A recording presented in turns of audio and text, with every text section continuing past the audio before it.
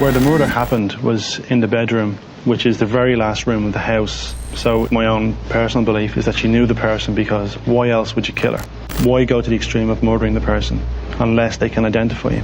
You're watching Totally True Crime. Totally True Crime. This case takes us to Null in Ireland. It's a small village and it has less than 500 people living in it. It's rural with beautiful scenery.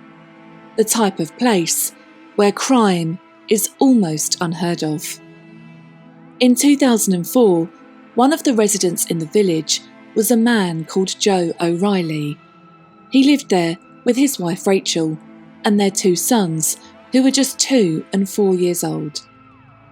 Joe and Rachel had met 13 years earlier when she was just 17, and they both had a job in a local department store. Rachel was the adopted daughter of her parents, Rose and Jim. She also had 4 other siblings, 3 brothers and a sister, all of whom were also adopted, and they were an extremely close family. Joe also came from a large family, and like Rachel, he too had 4 siblings.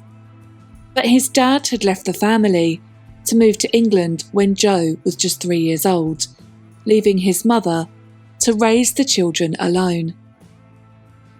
Joe worked as an account manager for an outdoor advertising agency. He would work long hours, and often his work would take him away from his home. He liked to socialise and go to the gym, so there were long periods of time when Rachel was left on her own with their children. On Monday the 4th of October 2004, Joe O'Reilly left the family home to go to work at the usual time of 5:30 a.m. When Joe arrived at work, he texted his wife to check in, asking if she and the boys had slept well, but he never got a reply. He left Rachel a few voicemails through the morning, trying to reach her, but to no avail. At 1:15 p.m, Joe received a call from his son's nursery. He was told that no one had come to collect him at 12:30 p.m. Joe was desperately trying to call his wife, but he still couldn't reach her. Joe left work to collect his son from the nursery, and on his way, he called his wife's mother Rose and asked her to go to their house to see if she could find Rachel. By now, it was clear that something was very wrong. When Rose arrived at her daughter's home, she could see that her car was in the driveway, but the front door was open. She went inside and saw chaos. The home looked as though it had been broken into and left in a state of disarray. Rose started to search the house, looking for her daughter, and finally she went to Rachel and Joe's bedroom. It was there that she saw something no mother should ever have to see: the lifeless body of her daughter. Rachel was lying in a pool of blood, and her body was in a twisted position. This had clearly been a vicious and brutal attack on her daughter. There was blood everywhere, including on the ceiling and in an adjacent bathroom. It was clear that Rachel had been murdered. She was just 30 years old. In a panic, Rose called her sons and her husband, and they started to arrive at the house, each of them being exposed to the awful scene in front of them. By the time the police arrived, Joe and other members of Rachel's family were also there, as well as a friend who was a nurse, and she confirmed that Rachel was dead. Who had wanted this young mother to be murdered? She had no known enemies.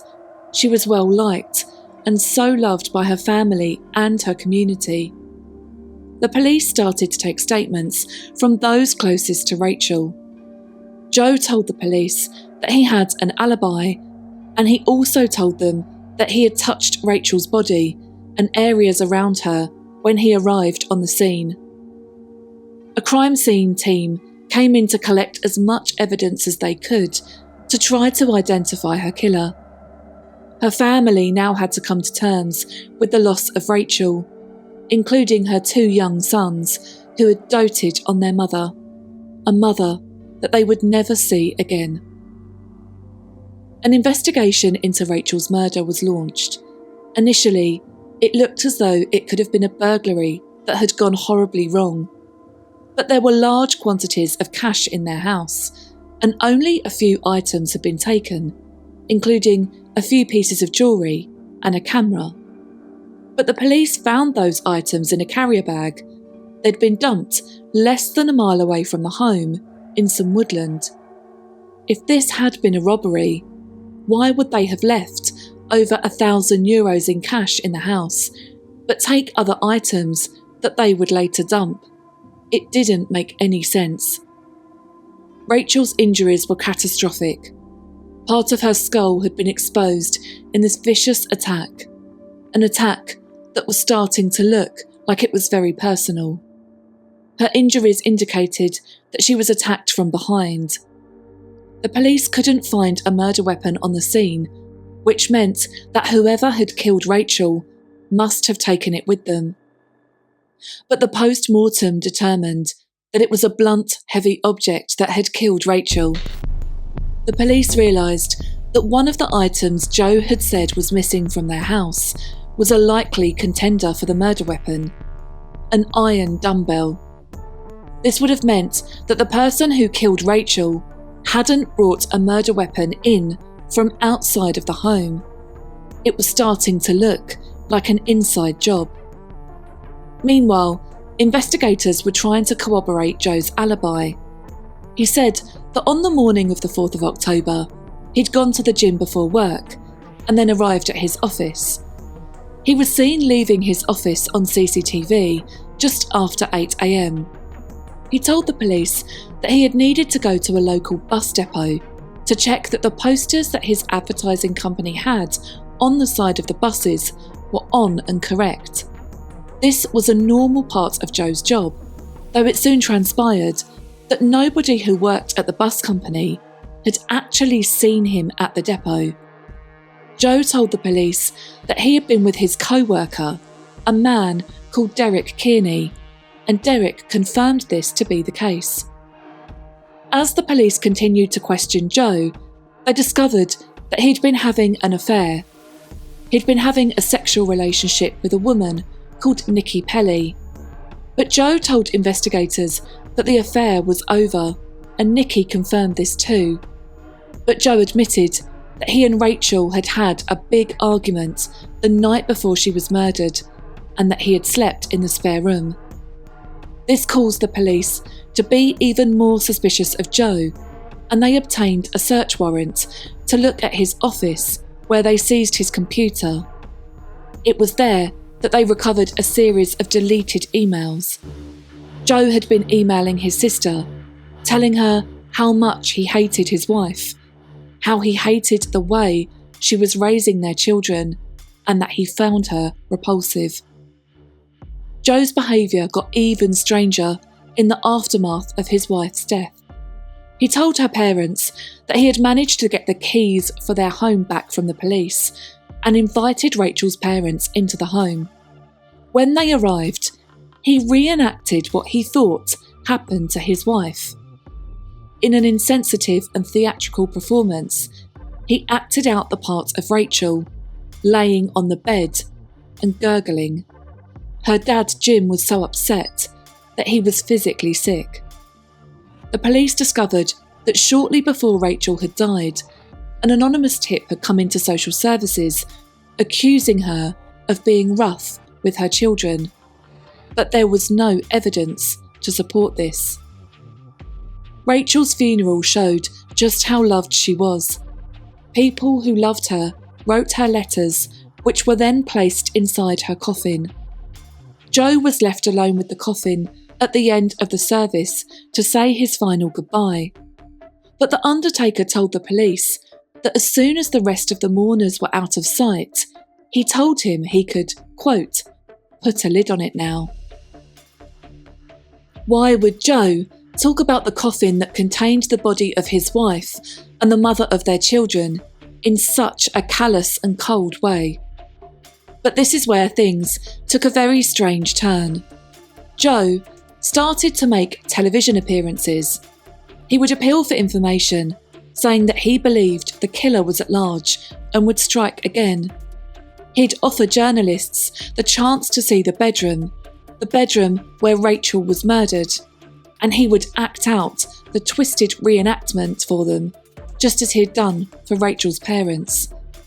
Some of the more seasoned crime journalists told the police that his performance had made them feel sick. He'd openly tell reporters that he was a suspect, but state that he didn't kill his wife. Here is Joe talking to RTE on The Late Late Show. Where the murder happened was in the bedroom, which is the very last room of the house. So it's the room where you're least likely to bring someone you don't know because you're cornered. My view as well would be, and again it's just my view, it's not a police theory, it's just my own personal belief, is that she knew the person, because why else would you kill her? If it's a violent robbery, why go to the extreme of murdering the person unless they can identify you? And that's why we've talked about this and practically nothing else for the last 3 weeks. We just feel it's someone she would have known or someone she could have identified. And here he is, talking to TV3 News. Why? Why Rachel? Why then? What did she do, in your opinion, to deserve this? Are you going to do it again? If you are, you need help. What you've done is wrong. You've taken away a very young life for no good reason. I feel I know you, because you had to kill her. You couldn't leave her alive to identify you. So it's a matter of time before you're found.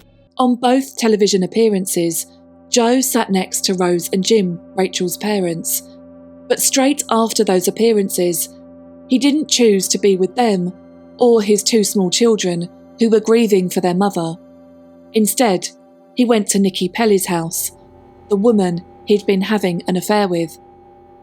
6 weeks after Rachel was killed, 2 people were arrested in connection with her murder. Nikki Pelly and Joe's co-worker who'd given him an alibi, Derek Kearney.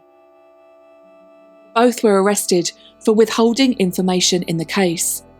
Derek was interviewed and he confessed that he might have got the timings for Joe's alibi wrong on the day of Rachel's murder.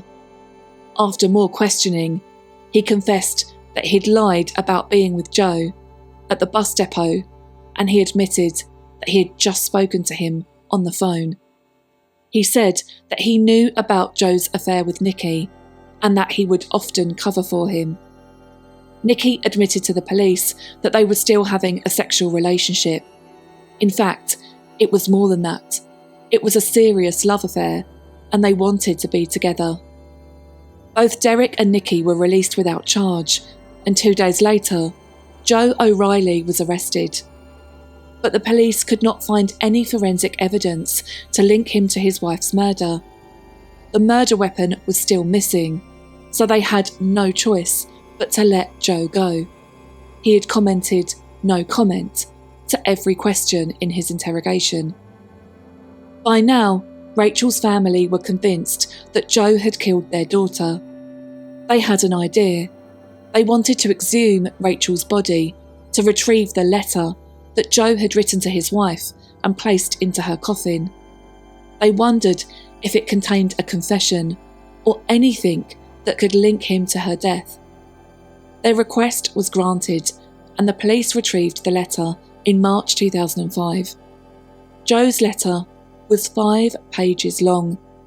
Mostly, it was him declaring his love for her, but there was a sentence that stood out from the rest. It read, quote, "This is the hardest letter I have ever had to write, for reasons only we know. Rachel, please forgive me." The letter didn't give the police enough of a reason to rearrest Joe, but it made them more sure than ever that he was the killer, and they were determined not to let him get away with it. It was then that the police decided to take a deeper look into 2 things: The first was some CCTV footage from the morning Rachel was murdered. It showed a car matching Joe's in the area of their house when he said he'd been at work. The footage was grainy and they couldn't retrieve a license plate from it. They had it digitally enhanced, but it still wasn't enough to give them what they needed. They knew that the car on the CCTV was a Fiat Marera, the same car as Joe's, and they discovered that there were 2,500 of those cars in Ireland. They worked tirelessly to track down the whereabouts of as many of these Fiats as possible on the date in question. Whilst this didn't prove it was Joe's car, the likelihood of it being his increased when others were accounted for in different parts of the country. The second thing they looked at was Joe's mobile phone data. An expert was drafted in, and soon enough, they had a full timeline of Joe's movements on the morning his wife was killed. At 5:45am, Joe had driven to the gym from his house. He was due to meet Derek there, the co-worker who had given Joe his false alibi. En route, Joe went to a petrol station, and whilst he was there, he got a call from Nikki, his secret lover. He stayed on the phone to her for just under half an hour, and then he went to the gym. After his workout, Joe took a shower and then drove to his office in Dublin City. Whilst he was there, he sent an email to his colleagues that said his phone would be out of service for most of the morning, but that he would see them for their scheduled meeting at 2pm. Joe then called Derek and told him that he was in the bus depot, but his mobile phone signal showed that he was in fact driving back to his house and nowhere near the bus station. Between 9 and 10am, Joe's phone received a call and a text message, and both times the phone showed that the phone mast his mobile phone had pinged from was the one closest to his house. Rachel had dropped their children off to nursery at 9am and arrived back home at 9:40am. It was believed that Joe killed her shortly after she arrived. He then made the house look like it had been burgled and drove back to his office, arriving there at midday. A co-worker noticed that Joe looked as though he'd been crying. They asked after him, and Joe said he was fine, and then went into his office and shut the door. He was not to be seen again until he received the call from his children's nursery to tell them that their children had not been picked up. The police wanted to know why Joe would want Rachel dead. Nikki Pelly was brought in for further questioning after it was revealed that she had told a friend that she didn't like lying to the police, indicating that she had done in her first interview. Joe had previously told Nikki that he could kill Rachel and get away with it. The police believed that the anonymous and false tip-off to social services about Rachel being rough with their children had been made by Joe. He had emailed his sister about it and said that if they split up, it should help him get custody of the kids. Investigators were convinced that this was a premeditated and thought-out murder.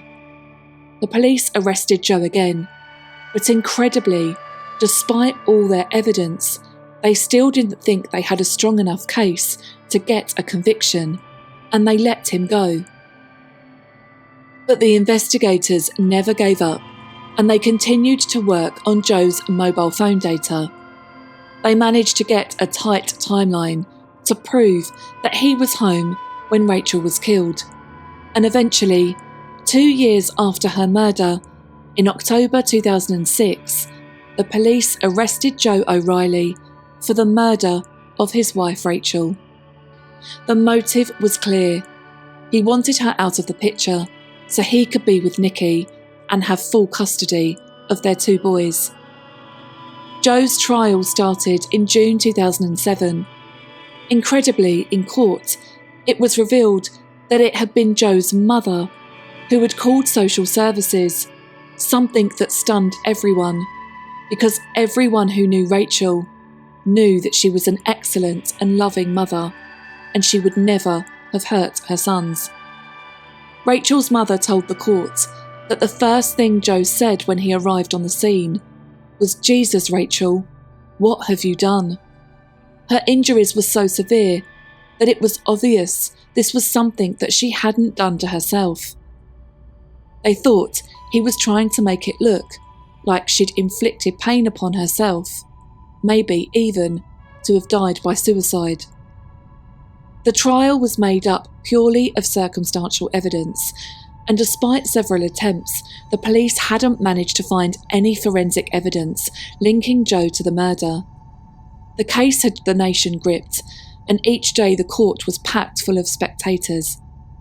The trial lasted for 1 month, and it was one of the first cases where mobile phone data was used as part of the prosecution's evidence. Ultimately, the data had shown the jury where Joe was when Rachel was killed and debunked his alibi. The jury took just 9.5 hours to find him guilty, and Joe was sentenced to life in prison. Outside of the courthouse, Rachel's family were dressed in black, and as Joe O'Reilly was taken away in a prison van to start his life sentence, the family of Rachel all held hands. They cheered and moved towards the sea of waiting journalists who were there to capture this bittersweet moment. We'd love to thank everybody, the police in particular. They have been so brilliant, absolutely brilliant, and the prosecution team and all the people of Ireland that have been behind us with cards, letters, prayers. It all meant so much to us, and at long last we've got justice for our darling Rachel. Incredibly, Nikki Pelly stood by Joe, and they continued their relationship for 14 years whilst he served his sentence in prison. His family also stood by him. Joe's mother became the carer of his 2 sons, and Rachel's family saw them less and less over time. Joe launched appeal after appeal for his conviction, never letting Rachel's family rest, but every appeal has been rejected, and Joe O'Reilly remains behind bars. Rose, Rachel's mother, wrote a book about her experiences and continues to speak out when there are cases that mirror her daughters in the media. Her book is called Remembering Rachel, a true story of betrayal and murder. In 2010, Rachel's sister Anne passed away following a battle with cancer at the age of 32. She was laid to rest next to her sister.